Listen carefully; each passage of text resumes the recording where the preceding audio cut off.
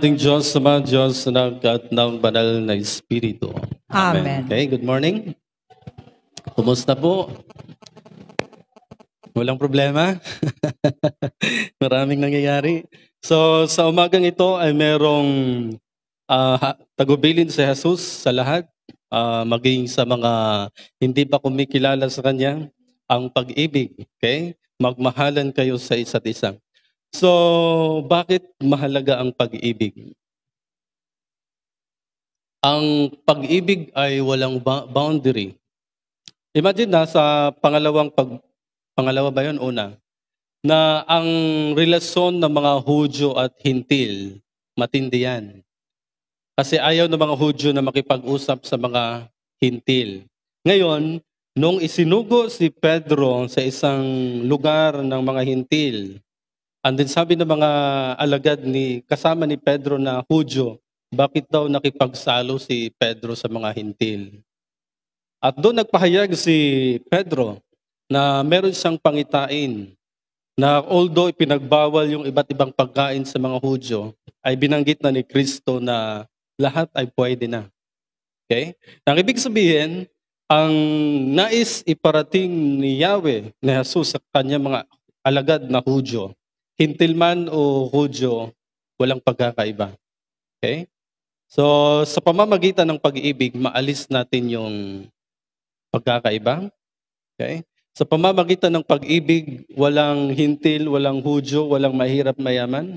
Okay? Walang masama, walang mabuti, pantay-pantay sa Diyos. Yun ang pinakamagandang mensahe ni Kristo sa kanyang mga apostol.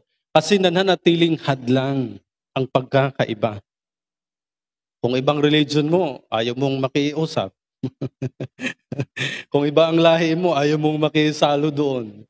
Kung iba ang nakagisnan mong karunungan, pananampalataya, ayaw mong tanggapin yung panibagong pananampalataya. So sa pamamagitan ng pag-ibig, maalis yung gap. Okay? Ang pag-ibig ang isang pamamaraan ni Kristo para mapanatili yung pagkakaisa. Okay? Ng lahat. Hindi lang mga bagay, kundi mga sitwasyon ng mga pangyayari sa buhay ng tao. Now, ang sabi ni Kristo, kung kayo'y may pagmamahal sa isa't isa, makilala ng lahat na kayo nga'y mga alagad ko. Na, take note, ito yung basihan na, ito yung sukatan ng mga mananampalataya ni Kristo. Pag-ibig. Halimbawa, bakit ini-impose ni Jesus na mahalin mo ang iyong kaaway? Pakainin mo sila. Yan. Ipanalangin mo sila. Yon, kung kaya mong gawin yan, tunay ka ngang alagad ni Kristo. Ngayon, kung ayaw mong gawin yon, so anong tawag sa iyo? Hindi ka Kristiyano. Baka Hudyo ka. Kasi ang mga Hudyo, ganun eh. Ang mga Hudyo ayaw makipag-usap sa mga Hintil. Ni kumustahan mo lang, ayaw nilang makipagkumustahan. Napakatindi yung gap ng mga Hintil at Hudyo. Now, kung kinikilala mo si Jesus bilang yung Panginoon, susunod at susunod ka sa mga kautosang ito. Na magmahalan kayo bilang mga alagad niya. Okay? Kasi kung may pagmamahal tayo sa isa't isa, makilala ng lahat na kayo nga'y mga alagad ni Kristo. Kayo nga'y Kristiyano. So matindi po yan. Yun ang pinaka-trademark. Kumbaga, yan, Kristiyano yan kasi kaya makipaghalubilo. Sa mga alagad ni Jesus, ang pinaka-key is obedient. For example, ang isang soldier, kapag hindi sumunod sa kanyang nakakataas, pwede siyang tanggalin. Ganon din ang pari, kapag hindi sumunod sa kanyang obispo, pwede siyang tanggalin. Kasi ang authority ay ibinigay sa nakakataas. So ganun din ang ibinigay ni Kristo sa kanyang mga apostol. Na bilang alagad, hindi naman pwedeng kayo ang nasa taas. Di ba ang sabi ni Kristo, kung gusto mong maging alagad ko, kalimutan mo ang sarili mo. Nang ibig sabihin, sa pagiging alagad ni Kristo, panatilihin ang nasa ibaba. So kung ang pari ay lingkod ng Diyos, huwag namang mataas ang pari kasi lingkod siya eh. Huwag naman yung ang pari pa ang naging dahilan kung bakit nagkawatak-watak ang tao. Dahil sa batas, dahil sa iba ang interpretation, o dahil sa iba ang kanyang kinagisnan. So, ngayon, Pangkalahatan, bakit mahalaga ang pag-ibig? Sa usaping peace of mind and survival, mahalaga ang pag-ibig. Alam niyo ba kung bakit? Bakit maraming mga tao ngayon ang kahit pamilya ay hindi nagkakaintindihan?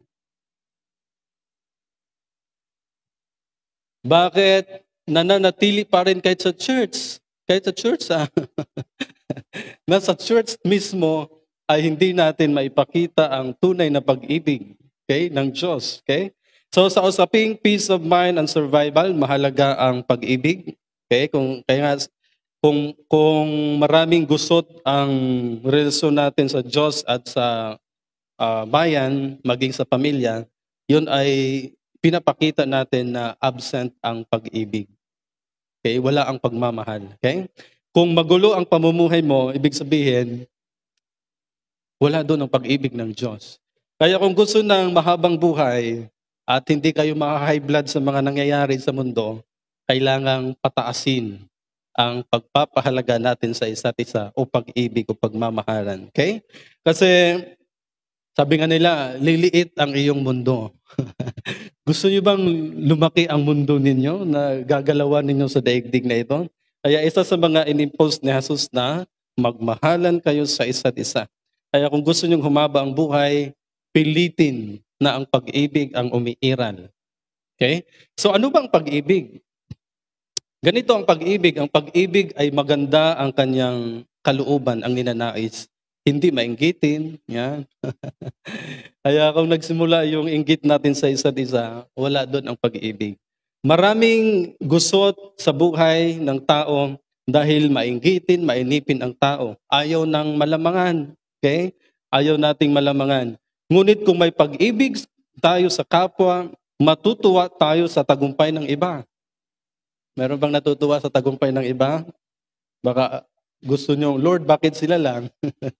At yung mga nagtatagumpay naman, dahil nasa kanilang pag-ibig, masaya din silang magbahagi sa kanilang tagumpay. Ngayon, walang ganon. Bakit walang ganon sa daigdig? Kasi wala ang pag-ibig. Hindi naging masaya ang tao sa tagumpay ng iba kasi wala ang pag-ibig. At yung mga nagtatagumpay naman, ayaw magbahagi dahil nung una, may mga nangyayaring gusot na hindi naaayos. So, yun ang nangyari. Kaya ang solusyon ni Jesus ay magmahalan kayo sa isa't isa upang mapanatili sa atin ang pagtutulungan kung dumating yung panahon na meron ka ng pangangailangan, yung damayan, yung malasakit sa isa't isa. Kaya ang pag-ibig ay walang katapusan. Kaya maganda, di ba sabi natin, ano kayang solusyon ng kahirapan ngayon? Pag-ibig. Kasi kung mahal natin ang isa't isa, hindi mo hayaang maghirap yung isa. Ganun yun eh. Ang tunay na nagmamahal ay ayaw niyang makitang malungkot, nahihirapan, ayaw niyang makitang dihado. So ganun ang pag-ibig.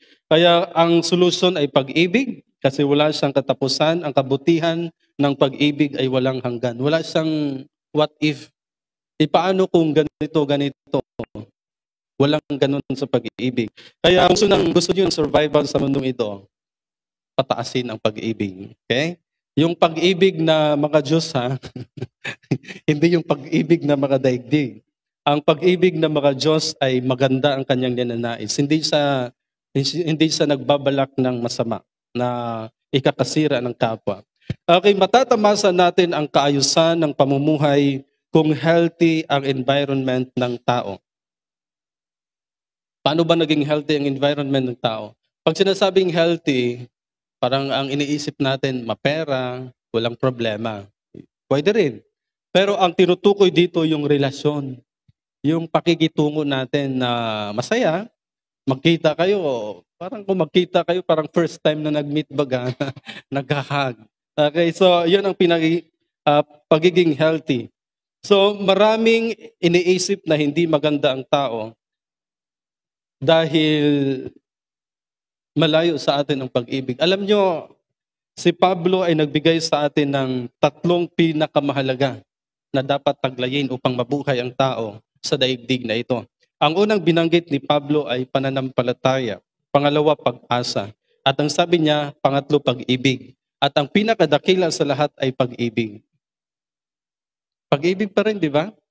Okay? Isa sa mga dapat taglayin ng tao ay ang pag-ibig dahil nagnanais siya ng maganda. Ayaw niya ng gusot, ayaw niya may mga taong nahihirapan sa daigdig na ito. So, isa yan sa mga kulang sa tao. Kaya kung alam nyo, madali ang biyaya kapag healthy ang tao, yung relasyon natin sa Diyos at sa kapwa. Kasi kung ikaw ay, for example, pinagpala ito si isa, then nakita mong ang iyong mahal na kaibigan ay nagdusa, tutulungan mo yon, bigyan mo siya ng opportunity. So, madali sana sa atin yung mga opportunity kapag mataas yung pag-ibig natin o pagpapahalaga natin sa isa't isa. So, kapag nawala sa atin pag-ibig, umiiral yung kanya-kanya. Bahala na siya.